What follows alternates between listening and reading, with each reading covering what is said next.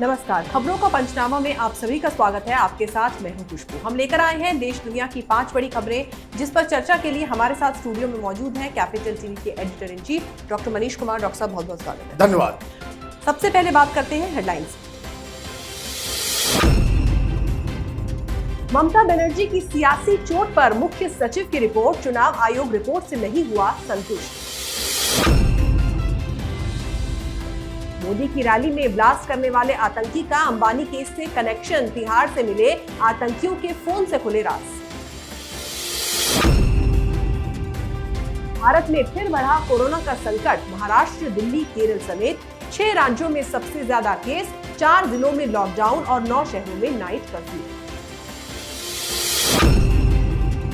सिंघू और टीकरी बॉर्डर पर किसानों ने प्रदर्शन स्थल पर बनाए पक्के मकान, बोले जब तक पूरी नहीं होगी मांग बनाएंगे कई मंजिल मकान।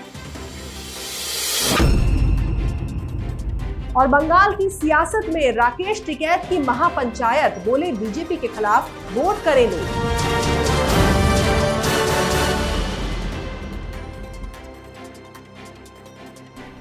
रुक करते हैं पहली खबर का। पश्चिम बंगाल की मुख्यमंत्री ममता बनर्जी की चोट की पोल खुद बंगाल से मुख्य सचिव ने खोल दी है। दरअसल नंदीग्राम में ममता बनर्जी को लगी चोट पर मुख्य सचिव ने चुनाव आयोग को रिपोर्ट भेजी। रिपोर्ट में ममता को गाड़ी के गेट से चोट लगने की बात कही गई है, लेकिन रिपोर्ट में ममता पर हमला कब, कहां, कैसे हुआ, इसका कोई भी पहलू सही तरीके से नहीं बताया गया, जिसके बाद इस रिपोर्ट से चुनाव आयोग संतुष्ट नहीं हुआ और चुनाव आयोग ने मुख्य सचिव से दोबारा सही जानकारी मांगी। डॉक्टर साहब, इस मामले में अगर सही जानकारी नहीं मिलती है चुनाव आयोग को, तो किस तरीके से कार्रवाई कर सकता है चुनाव आयोग? देखिए, पहली बात समझ लीजिए कि ये जो मुख्य सचिव साहब हैं, चीफ सेक्रेटरी, ये ममता बनर्जी के बहुत लाडले अधिकारी हैं और इनसे मांगा गया था कि उस दिन की घटना क्या हुई है, नहीं हुई है, उस पर वो आप पूरी तरीके की रिपोर्ट दें। तो आपने क्या किया? आपने इस पूरे विवाद को ओपन एंडेड छोड़ दिया। ओपन एंडेड इस मसले से कि आपने अपने रिपोर्ट में सिर्फ ये लिखा कि दरवाजा के बंद होने से वो घायल हुई, ये नहीं बताया कि हमला हुआ या हादसा था। अब आप समझिए, अगर आप इतना ही ओपन एंडेड छोड़ देंगी तो होता क्या है कि इस पर टीएमसी खेल जाएगी। टीएमसी कहेगी हमला हुआ है, बीजेपी लाख कहते रहेगी कि भाई ये हमला नहीं हुआ है, हादसा हुआ है, तो सारी चीज़ें अपनी जगह पे चल जाएंगी। लेकिन ये शैतानी, ये जो ब्यूरोक्रेट्स, जो पॉलिटिकल कार्यकर्ता की तरह काम करते हैं ये लोग, ये शैतानी इस चीफ सेक्रेटरी को महंगी पड़ने वाली है, क्योंकि इलेक्शन कमीशन ने इन्हें 12 घंटे का वक्त दिया है और कहा है कि ये जो ज़्यादा स्मार्टनेस जो आप दिखा रहे हैं, ये जो चालबाजी आप कर रहे हैं, वो ना करें, सही सही बताएं कि वहाँ क्या हुआ था, हादसा था या हमला था। आपने दूसरा सवाल ये किया कि अगर वो इस तरह का रिपोर्ट नहीं देते हैं तो इलेक्शन कमीशन क्या करेगी। इलेक्शन कमीशन ने 2 ऑब्जर्वर्स को वहाँ से रिपोर्ट भेजने के लिए कहा है। और तीसरी जो सबसे अहम चीज़ है, जो ममता बनर्जी और ये जो चीफ सेक्रेटरी साहब है, इनके खिलाफ जाती है कि जो स्थानीय पुलिस की जो रिपोर्ट ईसी के पास पहुंची है, उसमें पुलिस ने साफ साफ कह दिया कि ये एक हादसा है और इसमें ममता बनर्जी और ममता बनर्जी के ड्राइवर की गलती है। क्योंकि ममता बनर्जी जिस तरीके से गाड़ी के बाहर निकल के, एक पैर बाहर, हाथ बाहर, बॉडी बाहर, ये इस तरीके से वो जिस तरह से कार पे चल रही थी, वो अपने आप में कानून का उल्लंघन है।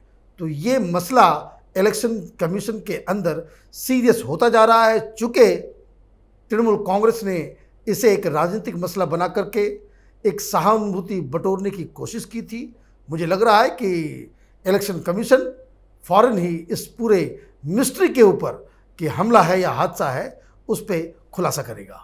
जी, तो अब बात आज की दूसरी बड़ी खबर की। मुकेश अंबानी धमकी केस के तार दिल्ली की तिहाड़ जेल में बंद इंडियन मुजाहिदीन के आतंकी तहसीन अख्तर से जुड़ रहे हैं। ये आतंकी प्रधानमंत्री मोदी की रैली के दौरान पटना के गांधी मैदान में हुए धमाकों समेत कई बम ब्लास्ट में शामिल रहा है। इस आतंकी के बैरक से 2 मोबाइल मिले हैं, जिन्हें फॉरेंसिक जांच के लिए भेजा गया है। एटीएस को शुरुआती जांच के बाद लग रहा है कि मनसुख हिरेन की हत्या ही की गई थी। इस मामले में मुंबई क्राइम ब्रांच में रहे सचिन वाजे की भूमिका भी संदिग्ध बताई जाती है। उसकी अंतरिम जमानत याचिका ठाणे सेशन कोर्ट ने रद्द कर दी, जिसमें अलग सुनवाई 19 मार्च को होगी। डॉक्टर साहब, देखते ही देखते पूरा मामला काफी पेचीदा होता जा रहा है। देखिए, ये मसला पेचीदा नहीं बल्कि बहुत ही ज़्यादा सेंसिटिव होता चला जा रहा है, क्योंकि इसमें इंडियन मुजाहिदीन का नाम आ गया है। कल हम लोगों ने बताया था किस तरीके से ये इंडियन मुजाहिदीन वही संगठन है जिसके रिश्ते सिमी से थे, और ये सिमी अब पीएफआई के रूप में काम कर रहा है, और ये जो इंडियन मुजाहिदीन है वो अपना नाम बदल के जैसुल हिंद नाम के इस आतंकी संगठन के नाम से अपने आप को प्रचारित प्रसारित कर रहा है। अब मसला इसलिए सेंसिटिव है क्योंकि हमला या धमकी देश के सबसे बड़े उद्योगपति के दरवाजे तक पहुंच चुका है, और इसमें और भी जो पेच जो फंस रहा है वो ये कि इसमें इस्तेमाल की गई गाड़ियां, उसका पूरा हिसाब किताब मुंबई पुलिस के एक ऐसे अधिकारी के साथ जुड़ रहा है जो वहां के मुख्यमंत्री उद्धव ठाकरे का बहुत ही चहेता है। अब इस सर्कल को अगर आप पूरा कीजिए तो ये बिल्कुल बात समझ में आ रही है कि तिहाड़ जेल के सबसे सेंसिटिव वार्ड नंबर 8 जहां आतंकी रखे जाते हैं वहां पे 2-2 सेलफोन मिलना, अभी तक मुझे समझ में नहीं आ रहा ये बात कि अब तक तिहाड़ जेल के बड़े बड़े अधिकारियों को सस्पेंड क्यों नहीं किया गया। क्या वो भी इस साजिश में शामिल हैं? आतंकियों के पास जो जेल में तिहाड़ में बंद है उसके पास सेलफोन है। ये सारे आईपीएस अधिकारी जो तिहाड़ की सुरक्षा के लिए जिम्मेदार हैं, उनके ऊपर कोई कार्रवाई नहीं।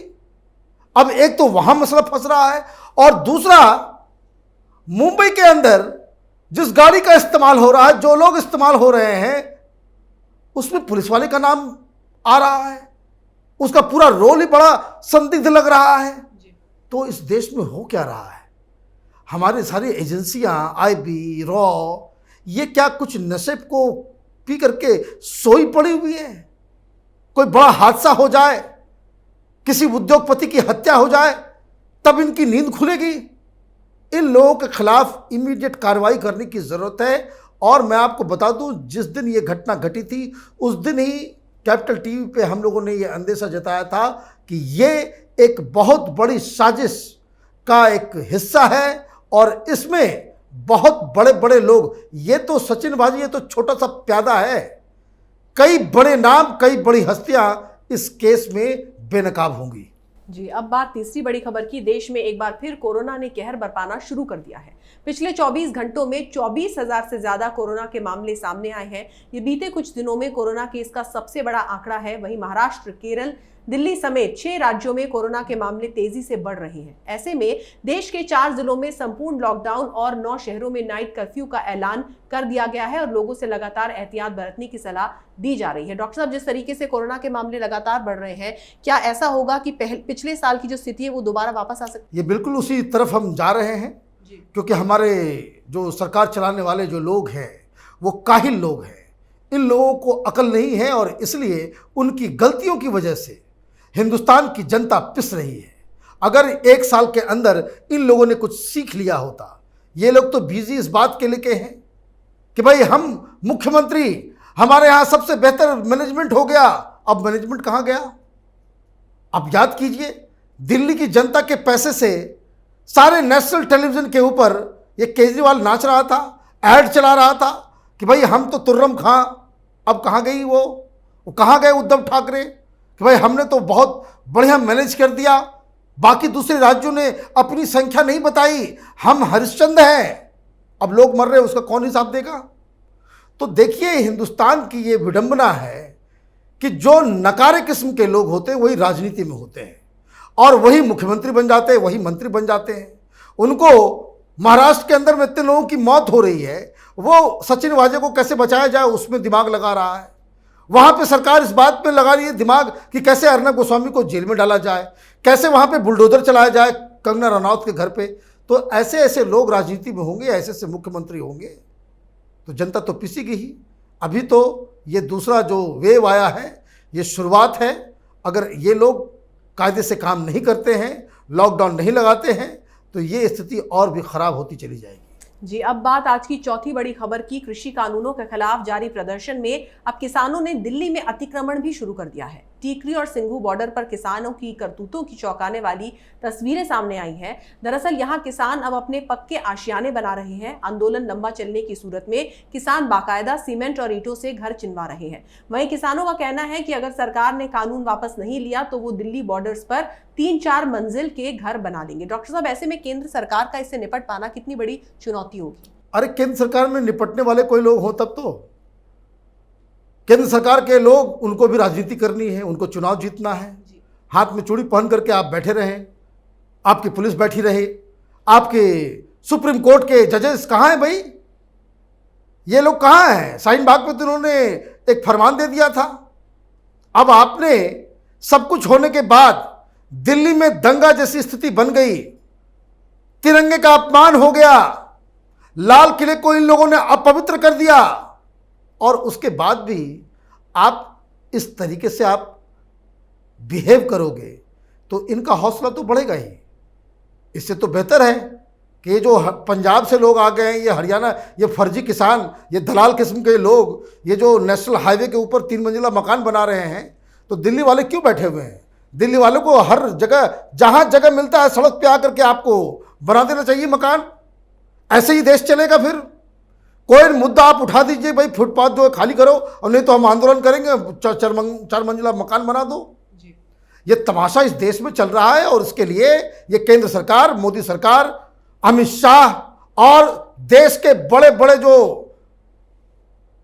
जज साहब हैं वो जिम्मेदार हैं। और इस पे कार्रवाई इसलिए नहीं हो रही है कि सब चुनाव जीतना चाहते हैं। किसी को यूपी के चुनाव की चिंता है, तो किसी को बंगाल के चुनाव की चिंता है। तो ये देश जो है इसी तरह से ये गर्त में जाएगा, और इसकी तस्वीर जो है पूरी दुनिया में घुमाना चाहिए कि हमारे यहाँ एक बाहुबली सरकार है जो इस तरह के इलीगल काम को बाकायदा प्रोटेक्शन दे रही है, उसके अलावा कुछ नहीं है। जी, 5वीं बड़ी और आखिरी खबर, बंगाल के सियासी घमासान में अब किसान आंदोलन की भी एंट्री हो गई है। भारतीय किसान यूनियन के नेता राकेश टिकैत बंगाल पहुंचे और भवानीपुर में आयोजित किसान महापंचायत में शामिल हुए। राकेश टिकैत ने बीजेपी के खिलाफ मोर्चा खोलते हुए कहा कि आप बीजेपी को वोट मत दीजिए, भले ही चाहे किसी और पार्टी को दे दीजिए। हम यहाँ क्रांतिकारियों की धरती से अपनी लड़ाई आगे बढ़ाने आए हैं। जब तक कानून वापसी नहीं, तब तक घर वापसी नहीं। उन्होंने कहा कि पूरी सरकार दिल्ली छोड़कर बंगाल में चुनाव प्रचार करने में व्यस्त है, इसीलिए हमारे सारे नेता भी यहाँ पर पहुंच गए हैं। डॉक्टर साहब, बेनकाब होने के बाद भी ये जो स्वघोषित किसान नेता हैं, ये अपनी हरकतों से बाज नहीं आ रहे हैं। देखिए, सब दलाल लोग हैं, ब्लैकमेलर्स हैं ये लोग जी। इनकी जीविका ही चलती है चुनाव के दौरान पॉलिटिकल पार्टी से पैसा लेने की। ये इनका धंधा रहा है, कोई नई बात नहीं है। जो लोग इसको, इन लोगों को जानते हैं, जो इन लोगों की राजनीति से परिचित हैं, वो जानते हैं भाई चुनाव के दौरान ये हर कैंडिडेट के दरवाजे पे भीख मांगने पहुंच जाते हैं। तो बंगाल पहुंच गए, मैं तो देख रहा था वीडियो, बहुत सारे धुरंधर पत्रकार हैं, वो बाकायदा ट्वीट कर रहे हैं, तस्वीरें देख रहे हैं। भाई बंगाल में गए हो, बंगाल में भी सरदारों को लेकर चले गए।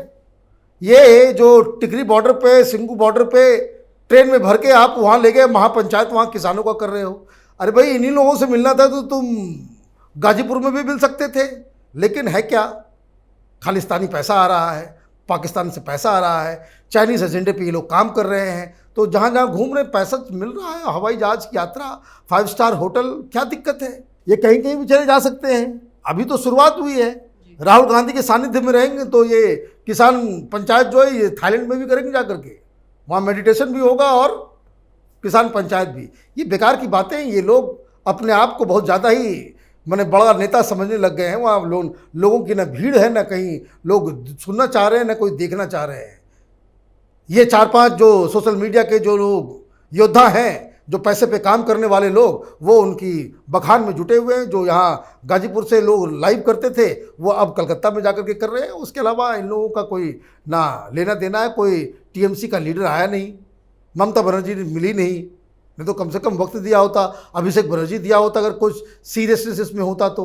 और स्टेज पे आप अतुल अंजान जैसे डिसक्रेडिटेड लोगों को बिठा लें, वहाँ पे सीपीएम के लोगों को आप स्टेज पे बिठा लें। ये लोग तो अपने घर के अंदर, अपने मोहल्ले में पंचायत का जो है ना, वार्ड कमिश्नर का चुनाव नहीं जीत जाए, वहाँ भी इनकी जमानत जब्त हो जाए। ये चले हैं बंगाल के चुनाव को इन्फ्लुएंस करने के लिए। जी डॉक्टर साहब, बहुत बहुत शुक्रिया इस तमाम जानकारी के लिए। धन्यवाद। तो खबरों का पंचनामा में आज के लिए बस इतना ही। अगर आपको हमारा वीडियो पसंद आया तो इसे लाइक करें, शेयर करें और कैपिटल टीवी को सब्सक्राइब करें। नमस्कार।